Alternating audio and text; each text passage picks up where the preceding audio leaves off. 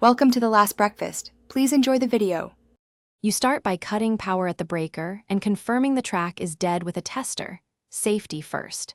Next, remove the light module by sliding and releasing its latch so you can access the contacts. Inspect the copper contacts and plastic housing for debris, corrosion, or bent pins. This is why many magnetic track failures occur. Once done, lay parts on a soft cloth and get contact cleaner and a small flat screwdriver ready so you can clean and adjust contacts precisely.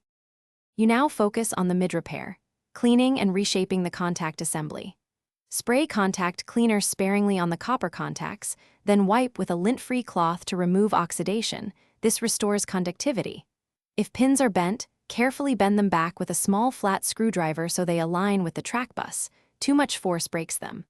Once that's complete, check the latch and spring tension because poor mechanical contact causes intermittent power. Reassemble and run a brief power test. You finish by reinstalling the module into the track, ensuring the latch clicks and pins seat into the bus. Re-enable the breaker and observe the fixture for at least a minute. Steady illumination confirms success. If you see flicker or heat, shut power off. This indicates a poor contact or worn bus that cleaning won't fix, and you should replace the contact module or the section of rail.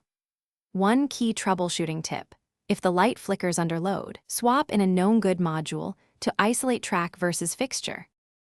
Thanks for watching. If this was helpful, leave a like and consider subscribing. See you next time.